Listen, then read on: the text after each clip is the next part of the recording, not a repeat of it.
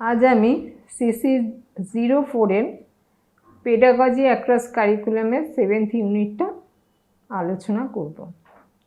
যে দুটো প্রশ্ন আলোচনা করব সেগুলো প্রথমে বলে নিচ্ছি। What do you understand by value education?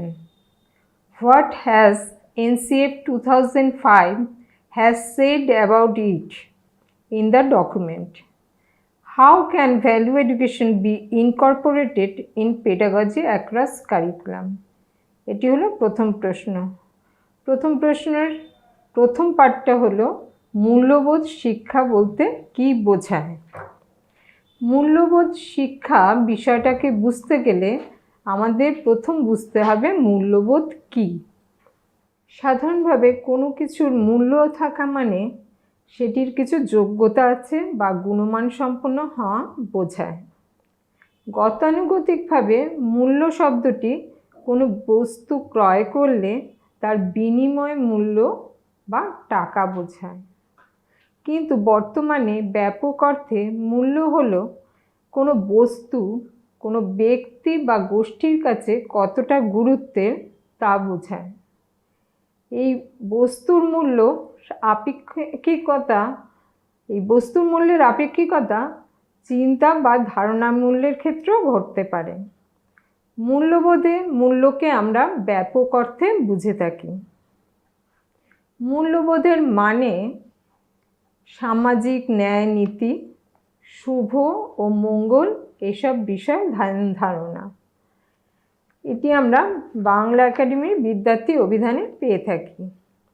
English Cambridge ডিকশনারিতে আছে ভ্যালুস সম্বন্ধে the principles that help you decide what is right or wrong and how to act in various situations. এটুকু থেকে আমরা বুঝতে পারি কোনো ব্যক্তির কোনটি ঠিক, কোনটি ভুল, কোনটি উচিত, কোনটি অনুচিত এই বোধ হয়েছে সে অনায়াসেই নিজের জীবনের পথ চলতে পারে।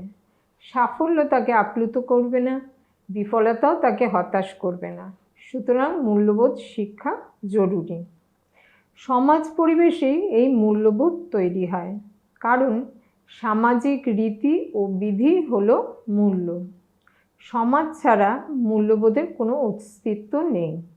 মানুষের মধ্যে যা কিছু ভালো, ন্যায়, সুন্দর এবং সমাজের সন্তুষ্টি বিধানের মধ্য দিয়ে মূল্যবোধ গড়ে ওঠে। মূল্যবোধ সমাজের সংস্কৃতির ও ঐতিহ্যের ধারক ও বাহক, সমাজের স্থায়িত্ব ও গতিশীলতা বজায় রাখে। মনোবৈজ্ঞানিক মতে মূল্যবোধ হলো এক জটিল ও চূড়ান্ত পর্যায়ের আচরণ যা কেবল মানুষের পক্ষে সম্ভব। বর্তমান যুগে চারিদিকে এই প্রতিযোগিতা, প্রতিদ্বন্দ্বিতা, লোভ, আকাঙ্ক্ষায় মানুষ আজ মানবীয় মূল্যবোধগুলি যেমন স্নেহ, ভালোবাসা, বিশ্বাস, সততা হারাতে বসেছে। এই সময় বিশেষ করে দরকার মূল্যবোধ শিক্ষা, এবং এই গুরুদায়িত্ব নিতে হবে শিক্ষক সমাজকে। এখন আমরা মূল্যবোধ শিক্ষার উদ্দেশ্যগুলো নিয়ে আলোচনা করব। মূল্যবোধ শিক্ষার উদ্দেশ্যের প্রথমেই বলতে হয় শিক্ষার্থীদের সামাজিকীকরণে সাহায্য করা। এছাড়া কি আছে? গণতন্ত্র, ধর্মনিরপেক্ষতা, বৈজ্ঞানিক দৃষ্টিভঙ্গি, জাতীয় সংহতি ও ঐক্যের সহায়ক মূল্যবোধ গড়ে তোলা। রাষ্ট্রের প্রতি আনুগত্য ও পৃথিবীর সকল জাতির মানুষের প্রতি শ্রদ্ধাশীল করে গড়ে তোলা। নান্দনিকতা ও নাগরিকতার বিকাশকে ত্বরান্বিত করা।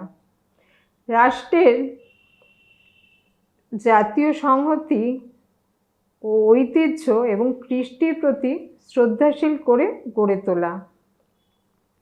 এছাড়া জানার জন্য শিক্ষা, বাঁচার জন্য শিক্ষা, কর্মের জন্য শিক্ষা, সর্বোপরি মানুষ হওয়ার শিক্ষায় শিক্ষিত করা। এই যদি মূল্যবোধ শিক্ষার উদ্দেশ্য হয় তবে শিক্ষার অবশ্যই হতে হবে মূল্যবোধ ভিত্তিক। এই শিক্ষার মাধ্যমে শিক্ষার্থী সুন্দর সুগঠিত স্বাস্থ্য, প্রাক্ষবিক ক্ষমতা, বিশ্লেষণী ক্ষমতা, যৌক্তিক ক্ষমতা, সততা, স্বচ্ছতা ও নিরপেক্ষতার সাথে দেশের বিকাশ ও বৃদ্ধির পথে এগিয়ে নিয়ে যেতে পারবে।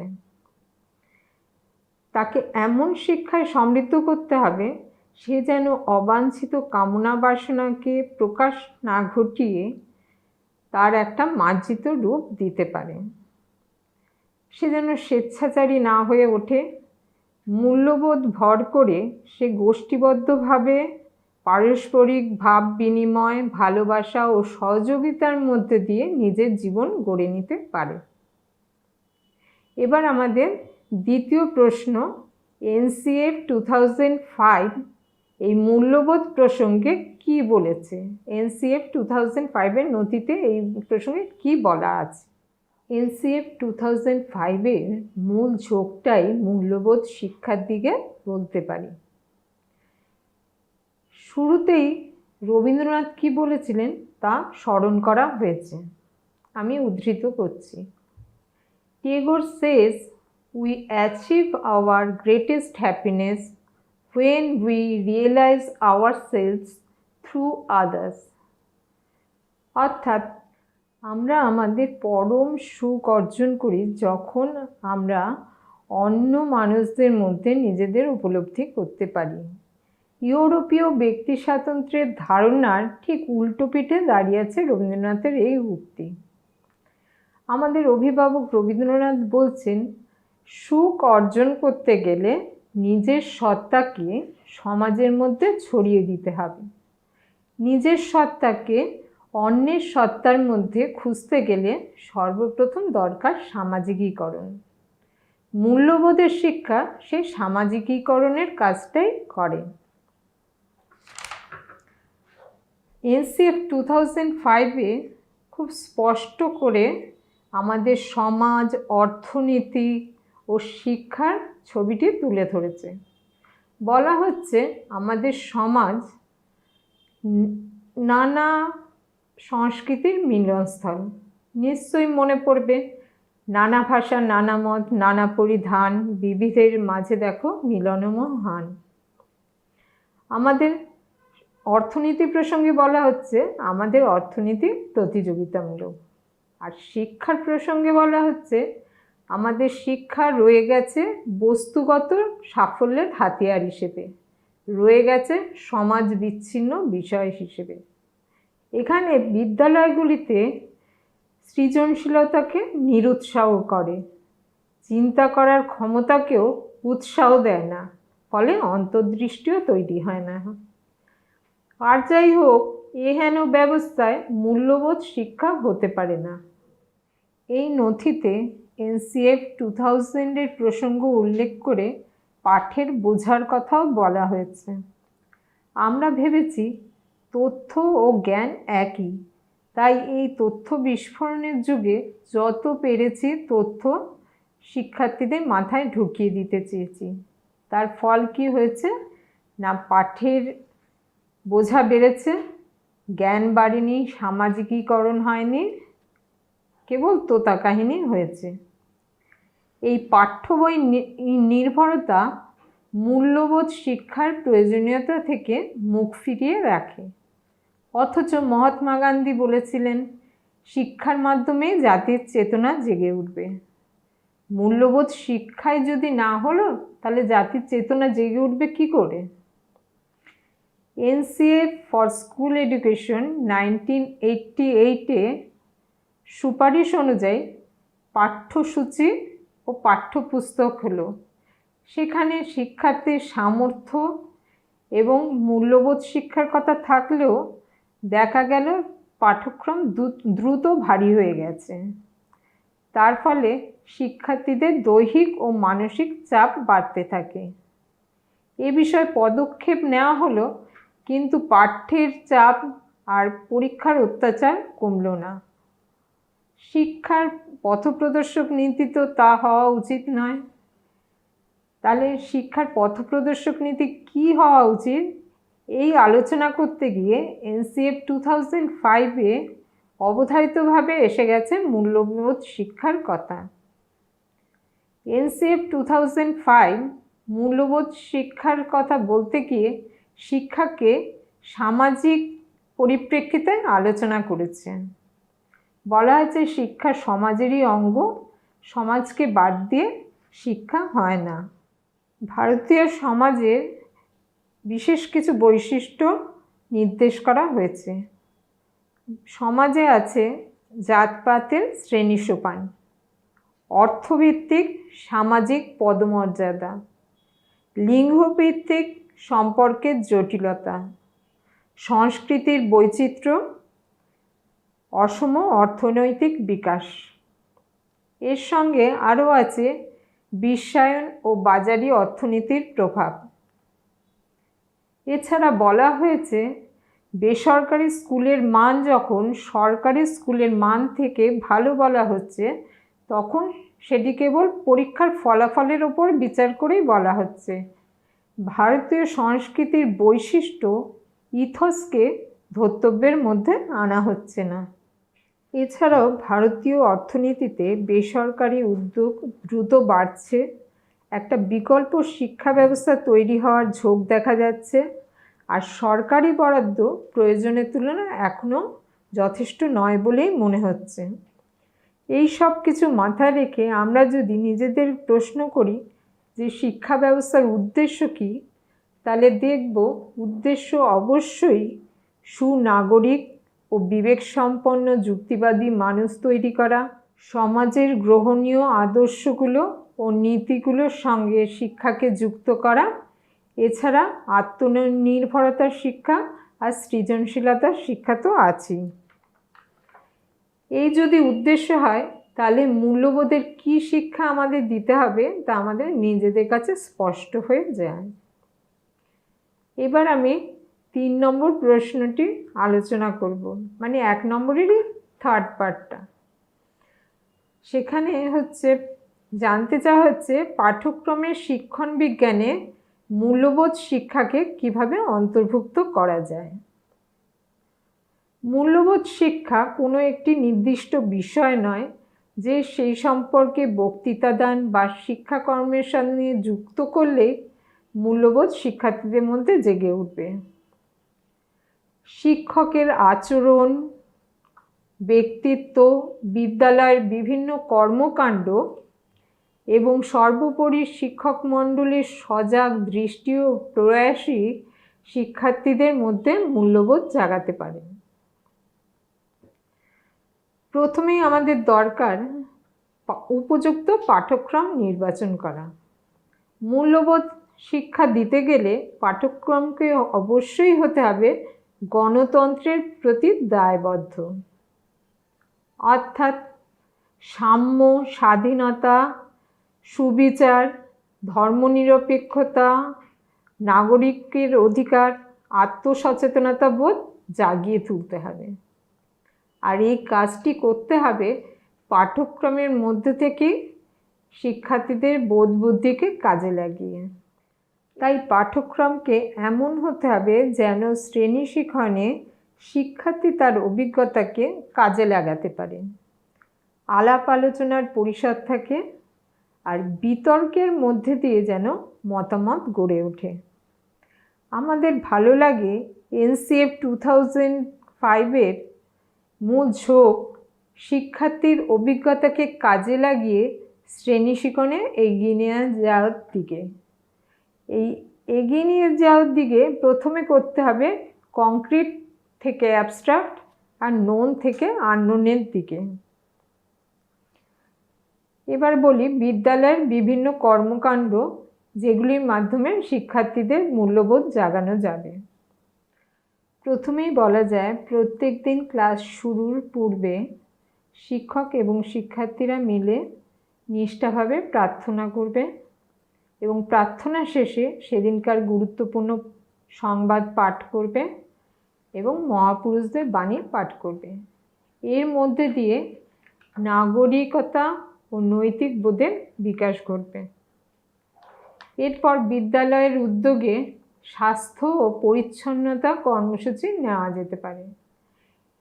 এর মাধ্যমে শিক্ষার্থীদের ব্যক্তিগত জীবনেও স্বাস্থ্য ও পরিচ্ছন্নতা বিষয়ে সচেতনতা বোধ তৈরি হবে। তারপর ক্লাস শুরু হলে শৃঙ্খলাবদ্ধভাবে বসে শিক্ষা কার্যে অংশ নেবে। শিক্ষককে খেয়াল রাখতে হবে শ্রেণীকক্ষে যেন গণতান্ত্রিক আবহাওয়া বজায় থাকে। শিক্ষক শিক্ষার্থীদের প্রশ্ন করতে, শিক্ষকের প্রশ্নের উত্তর দিতে, সুস্পষ্ট বক্তব্য রাখতে উৎসাহিত করবেন। শিক্ষক তথ্য মুখস্থ করার পরিবর্তে ধারণা গঠনের ওপর জোর দেবেন। পাঠ্যপুস্তক ছাড়াও বাইরের অন্যান্য বই পড়ার স্পৃহা জাগিয়ে তুলবেন। শিক্ষার্থীদের বাস্তব অভিজ্ঞতাকে ধারণার সঙ্গে সমন্বয়ের ব্যবস্থা করবেন। শিক্ষার্থীদের হাতে কলমে কাজের মাধ্যমে সমাজের অর্থনৈতিক ব্যবস্থার সঙ্গে যুক্ত করতে হবে। অর্থনৈতিক উন্নতি সমাজ পরিবর্তনের হাতিয়ার। সুতরাং হাতে কলমের কাজকে পাঠ্যক্রমের সঙ্গে যুক্ত করতে পারলেই মূল্যবোধ আসবে। মূল্যবোধের বিকাশকে ত্বরান্বিত করতে নিয়মিত কলা চর্চার প্রয়োজন। আবৃত্তি, নাচ, গান, অভিনয় ইত্যাদি শিল্পকলার মাধ্যমে সাধারণ বিষয়গুলি পড়ানো যায়। সৃজনশীল কাজের মাধ্যমে প্রাপ্ত আনন্দ মূল্যভিত্তিক শিক্ষাকে ত্বরান্বিত করে। এর জন্য বিদ্যালয়ে বিভিন্ন সাংস্কৃতিক অনুষ্ঠানের ব্যবস্থা করা এবং বিদ্যালয়ের ভেতরে এবং আন্তর্বিদ্যালয়ে এই কৃতকলার উপরে বিভিন্ন প্রতিযোগিতার ব্যবস্থা করা প্রয়োজন। এছাড়া শিক্ষার্থীদের বিভিন্ন কমিউনিটি পরিষেবায় অংশগ্রহণে উদ্বুদ্ধ করতে হবে। তার মধ্যে দিয়ে সমাজের চেতনা বোধ, সামাজিক ঐক্যবোধ এগুলি গড়ে উঠবে।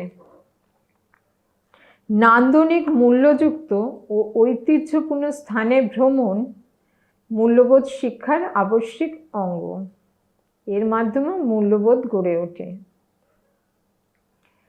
শিক্ষককে বিভিন্ন বিষয় উপস্থাপনের সময় বিষয়গুলির মধ্যে যে সৌন্দর্য আছে তার প্রতি শিক্ষার্থীদের আকৃষ্ট করতে হবে। তাহলে শিক্ষার্থীদের মধ্যেও সুন্দরের সৃষ্টি করার ক্ষমতা হবে।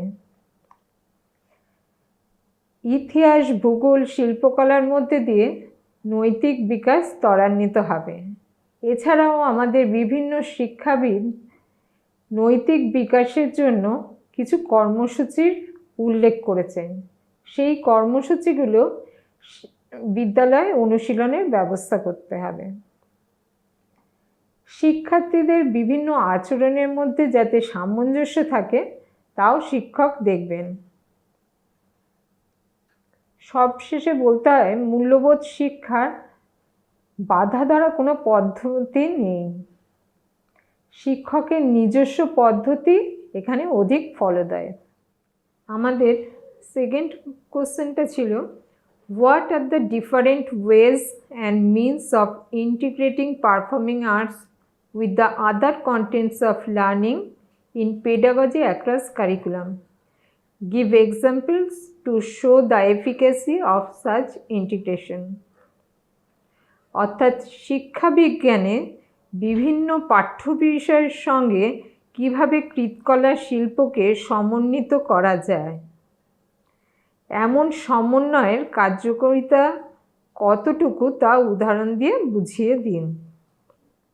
বিজ্ঞান মনে করে এই বিশ্বের সমস্ত কিছুই নিজের ছন্দে আবর্তিত হচ্ছে। কবিগুরু রবীন্দ্রনাথের কথাতেও সেই একই নিত্যছন্দের প্রকাশ। নাচে জন্ম, নাচের মৃত্যু, পাছে পাছে তাতা থই থই। বিশ্বব্রহ্মাণ্ডের স্বরূপ বুঝতে ইউরোপীয় সংস্কৃতি কসমিক মিউজিকের কথা বলেছে, আর ভারতীয় সংস্কৃতি বলেছে নটরাজের নাচের কথা। অর্থাৎ জীবন ও জগৎকে বুঝতে মানুষ নৃত্য গীতের অনুষঙ্গকেই ব্যবহার করেছে।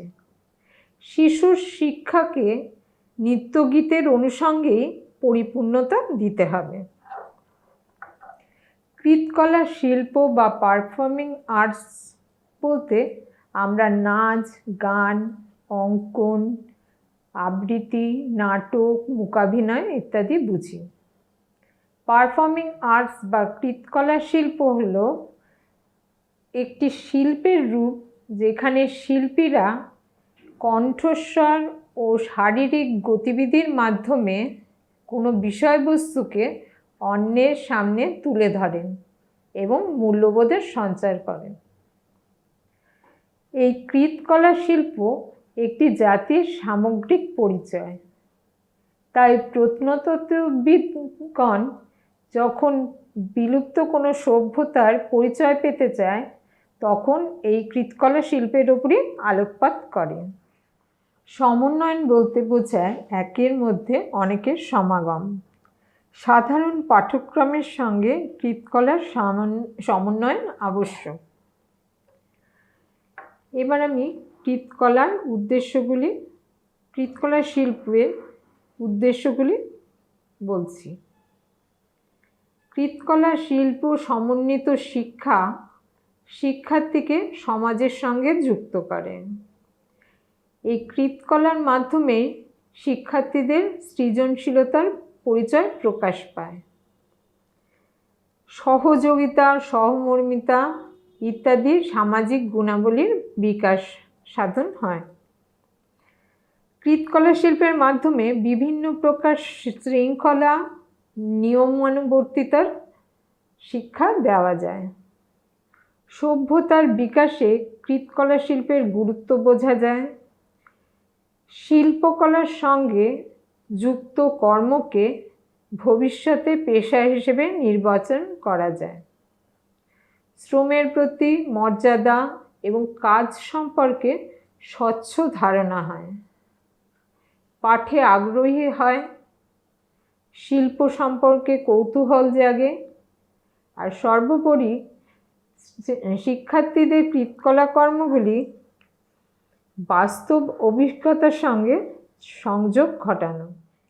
এবার আমরা বিভিন্ন কৃতকলাগুলোর সম্বন্ধে জানব এবং সেগুলি কীভাবে মূল্যবোধ সঞ্চার করে সেগুলো জেনে নেব। প্রথমে বলি নৃত্য। নৃত্য শব্দটি সাধারণত শারীরিক অঙ্গভঙ্গির মাধ্যমে ভাবভঙ্গির প্রকাশকে বোঝায়। নৃত্যের মাধ্যমে শিক্ষার্থীদের সৃজনশীল ক্ষমতার প্রকাশ হবে। আনন্দময় পরিবেশে সক্রিয় ভিত্তিক শিক্ষাদান হবে। ভারতীয় সংস্কৃতির সম্বন্ধে পরিচয় ঘটবে। সামাজিক গুণাবলী, সহযোগিতা, সহমর্মিতা, অন্যের চিন্তাভাবনাকে প্রাধান্য দেওয়া জেগে উঠবে। শিক্ষার্থীদের লজ্জা, ভয়, কুণ্ঠা এই জড়তাগুলি দূরীভূত হবে। নৃত্যকলার মাধ্যমে সুন্দর মন ও সুস্থ শরীরের অধিকারী হবে। এবার সঙ্গীত। শাস্ত্রে যে 64 কলার বর্ণনা আছে তার মধ্যে সঙ্গীত অন্যতম। সুর ও তালের সমন্বয়ে সঙ্গীত মানব চিত্তে বিনোদন জাগাতে সক্ষম। চতুর্বেদের সামবেদে সঙ্গীত সম্পর্কে বর্ণনা করা আছে। গ্রুপ সঙের মধ্য দিয়ে দলগত চেতনা, শৃঙ্খলাবোধ, ঐক্যতার মনোভাব তৈরি হবে। দেশাত্মবোধক গানের মাধ্যমে জাতীয় মূল্যবোধ গড়ে উঠবে। সঙ্গীত শিখনের মাধ্যমে শিক্ষার্থীদের ভাষার গঠন ও অর্থবোধ সম্বন্ধে জ্ঞান হবে। সঙ্গীতের দ্বারা মানুষের মন হয় উদার, তখন তারা বিভিন্ন বিষয় সম্পর্কে ভাবতে শেখে। বিভিন্ন ছড়া গানের মাধ্যমে শিশু মনকে সহজেই আকর্ষণ করা যায়। তাই ছোট বড় গুরুত্বপূর্ণ কথাগুলি ছড়া গানের মাধ্যমে শেখানো যেতে পারে এবং পরবর্তীতে তা মূল্যবোধ সঞ্চার করবে। এবার আসি আবৃত্তি প্রসঙ্গে। আবৃত্তি হলো শ্রোতার সামনে কোনো কবিতা বা বক্তব্য আকর্ষণীয়ভাবে উপস্থাপন করার একটি শিল্প। পাঠের সময় বিষয়ের অন্তর্নিহিত অর্থের সুস্পষ্ট প্রকাশ ঘটানো হয়। আবৃত্তির মাধ্যমে শিক্ষার্থীদের স্পষ্ট উচ্চারণ এবং ভাষার বিকাশ সহজ করে তোলে। আদর্শ সড়ক পাঠে দক্ষ হয়, ছন্দের জ্ঞান হয়, শিক্ষার্থীদের নৈতিক ও সামাজিক বিকাশ ত্বরান্বিত হয়। এবার আসি অঙ্কনের কথায়। অঙ্কন হলো এক প্রকার দৃশ্যগত কলা। মানুষ নিজের ভাব এখানে দ্বিমাত্রিকভাবে ফুটিয়ে তোলে বিভিন্ন উপকরণের সাহায্যে। মনে করা হয় অঙ্কন সবচেয়ে প্রাচীন যোগাযোগের মাধ্যম। যখন লেখার ভাষা আবিষ্কার হয়নি, তখন মানুষের যোগাযোগের একমাত্র ভাষা বা মাধ্যম ছিল অঙ্কন।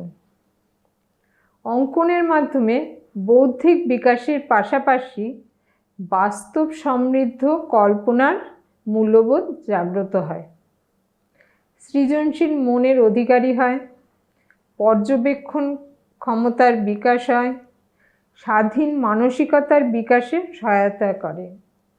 শিক্ষার্থীরা আনন্দের সঙ্গে পাঠ গ্রহণ করে। শিক্ষার্থীদের সৌন্দর্যবোধ গড়ে তুলতে অঙ্কনের ভূমিকা গুরুত্বপূর্ণ। এবার আসি নাটকের কথায়। নাট্যকলা হলো শিল্পীদের দ্বারা পরিবেশিত জীবন সম্পর্কিত ধারণার বহিঃপ্রকাশ, যা শ্রবণ ও দর্শনের সাহায্যে সমবেত দর্শকদের আকৃষ্ট করে। এটি অনেক ধরনের শিল্পকলার সমাহারে গঠিত হয়। নাটকের মাধ্যমে শিক্ষার্থীদের নিখুঁত সময় জ্ঞান সম্পর্কে ধারণা হয়, ভাষার বিকাশ হয়, সামাজিক ও নৈতিক বিকাশ হয়, এছাড়া উচ্চারণ স্পষ্ট হয়, আত্মবিশ্বাস বাড়ে। নাটকের সাহায্যে কোনো গল্পকে পড়ালে তা অনেক দিন পর্যন্ত মনে থাকে। এবার মূকাভিনয়। সংলাপহীন অভিনয়কে মূকাভিনয় বলে। মূকাভিনয়ে সাদা পেইন্ট করে চোখ ও ঠোঁটকে কালো রং দিয়ে এঁকে কোনো বিষয়বস্তু অভিব্যক্তি ও মুভমেন্টের সাহায্যে প্রকাশ করা হয়। এছাড়া পুতুল নাচ, বিতর্ক, কুইজ এগুলোর মাধ্যমেও পড়ানো যায়, যেগুলি কৃতকলা শিল্পের মধ্যেই পড়ে। এগুলির মাধ্যমে শিক্ষার্থীদের চিন্তা শক্তি, তথ্য সংগ্রহের ক্ষমতা তৈরি হয়। এবার উদাহরণ দিয়ে কৃতকলা শিল্পকে কিভাবে পাঠ্যক্রমের সঙ্গে যুক্ত করা যায় তা বলবো। ফার্স্ট ইয়ারে তোমরা পড়িয়ে এসছো মাইক্রো টিচিংয়ে শিখন পরিস্থিতির সঙ্গে কৃতকলা শিল্পের সমন্বয়। তখন তোমরা এ ব্যাপারে প্ল্যান করে পড়িয়েছো, সুতরাং তোমাদের এ ব্যাপারে ধারণা আছে। প্রথমে বলি বাংলা ভাষার কথা। কোনো একটি বিষয়কে ছন্দে রূপায়িত করে পড়ালে বিষয়টি অনেক সহজতর করে তোলা যায়। শিশুদের কাছে ছন্দ খুবই আকর্ষণীয়। সঙ্গীত সমন্বিত শিখন শিশুদের কাছে অনেক বেশি চিত্তাকর্ষক হয়ে উঠবে। তৃতীয় শ্রেণীর বাংলা বইয়ে যোগীন্দ্রনাথ সরকারের পান্তাবুড়ি গল্পটি ছন্দে রূপায়িত করে পড়ানো যেতে পারে। আমি পাঠ করছি। পান্তাবুড়ি। গায়ে ছিল এক বুড়ি, এক্কেবারে থুরথুরি, পান্তা ভাতে নেই কো জুড়ি, নাম হলো তাই পান্তাবুড়ি। গায়ে মিলল এক চোরের খোঁজ, পান্তাবুড়ির ভাত খেয়ে যায় রোজ। পান্তাবুড়ি রেগে লাল, রাজার কাছে যাবে কাল। পরদিন। চলল বুড়ি রাজার বাড়ি, করবে নালিশ কারি কারি। বেল একটা চরিত্র আছে, এবার বেল। ও বুড়ি, ও বুড়ি, চললে কোথায়? বুড়ি, ওই যে হোথায়, চোর খেয়ে যায় পান্তা রোজ, তাই করছি রাজার খোঁজ। আমি প্রথম অংশটুকু পাঠ করলাম। এটি নাট্যরূপ দিয়েছেন অনিরুদ্ধ মুখার্জি। পঞ্চম শ্রেণীর বাংলা বইয়ে রবীন্দ্রনাথের ওরে গৃহবাসীর খোলদার খোল কবিতাটি পড়াবার সময় শিক্ষক অবশ্যই এটি সুরে গাইবার জন্য শিক্ষার্থীদের উৎসাহিত করবেন। যেসব শিক্ষার্থী নাচ জানে তাদের নাচেও অংশগ্রহণে সাহায্য করবেন। তাহলেই আনন্দময় পরিবেশে শিক্ষার্থীদের শিখনে উদ্দীপ্ত করা যাবে। সকল শিক্ষার্থী যদি এই নাচ গানে এগিয়ে আসে তখন পাঠ আর বোঝা বলে তাদের মনে হবে না। ইংরেজি বিষয়ে পাঠদানের সময় শিক্ষককে মনে রাখতে হবে ভাষাটিকে কথাবার্তার মধ্যে দিয়ে চর্চা করা জরুরি। ইংরেজি ভাষা শিক্ষাকে মসৃণ করার জন্য শিক্ষিকা ওই পারফর্মিং আর্টসের সাহায্য নেবেন। প্রথমে আমরা চতুর্থ শ্রেণীর পাঠ্য থেকে একটা ইংরেজি অংশ পড়ি। লিপি is a little girl, she is 9 now. She lives with her parents at Shuknagar. Every year a big fair is held in the village. It is going on right now. Lippy's father makes marks of various kinds. He sells them in the fair. এই অংশটিকে আমরা এভাবে ডায়লগে পরিণত করতে পারি। যেমন কোনো student এ ধরছি, সে বলছে, hello little girl Lipi, I am Lipi. Student, are you going to the fair? Lipi, yes. Are you coming? Student, yes, I will buy masks. Lipi, you come with me, my father sell masks. Student, who makes them? Lipi, my father. Come with me. প্রাথমিক স্তরের শিক্ষার্থীরা নাটক নাটিকা না করতে পারলেও এইসব ছোট ছোট ডায়লগ উচ্চারণ করতে পারবে আশা করা যায়। গণিতের শ্রেণীতে গণিতের বিভিন্ন ধারণাগুলি দেওয়ার সময় শিক্ষার্থীদের হাতে কলমে কাজের সঙ্গে যুক্ত করতে হবে। যেমন প্রথম শ্রেণীর শিক্ষার্থীদের জন্য কোনো একদিন মাটি দিয়ে গুলি তৈরির কথা বলা হলো, তারা গুলি তৈরি করলো। পরের দিন আবার তাদের গুলি তৈরি করতে বলা হলো এবং যে যার নিজের বাক্সে জমা রাখলো। এরপর তাদের বলা হলো দুদিনে মোট কতগুলো গুলি হয়েছে গুনে বলতে। তারা তাদের নিজেদের তৈরি করা গুলিগুলো গুনে বলতে পারবে। এই থেকে তারা যোগের ধারণা সম্বন্ধে বিস্তারিত বুঝতে পারবে এবং যোগের ফলে যে সংখ্যাটা বেড়ে যায় তাও বুঝবে। এটাও আবার নাটকের ফর্মেও করা যেতে পারে। যেমন শিক্ষিকা পাঁচজন ছাত্রীকে পাখির মতো হাত নাড়তে নাড়তে টেবিলের সামনে আসতে বলল, পরে আরও দুজনকে আসতে বলল। বাকি ছাত্রীরা গুনে বলল 5 যোগ 2, এখন 7 জন আছে বা 7টি পাখি আছে। এছাড়া জ্যামিতির বিভিন্ন আকার যেমন বৃত্ত, চতুর্ভুজ, ত্রিভুজ এগুলোকে শিক্ষার্থীরা খাতায় এঁকে সেটাকে কাটিং করতে পারে। তাতে সক্রিয়তা ভিত্তিক শিক্ষণ হবে এবং আনন্দও পাবে। এছাড়া নিজেরা হাত ধরেও ওই সব আকারগুলো গঠন করতে পারবে। কাঠির মাধ্যমেও এই আকারগুলো তৈরি করা যেতে পারে। পরিবেশ পাঠেও কৃতকলাকে ব্যবহার করা যায়। যেমন পরিবেশের উপাদান পড়াবার সময় আমরা নিতে পারি সুনির্মল বসুর স্বনামধন্য কবিতা আকাশ আমায় শিক্ষা দিল, উদার হতে ভাইরে, কর্মী হওয়ার মন্ত্র আমি বায়ুর কাছে পাইরে। শিক্ষার্থীরা এখান থেকে বুঝবে পরিবেশ হলো শিক্ষক, পরিবেশ হলো আমাদের অভিভাবক। সুতরাং পরিবেশের গুরুত্ব বুঝে পরিবেশকে দূষণমুক্ত রাখার কথা ভাববে।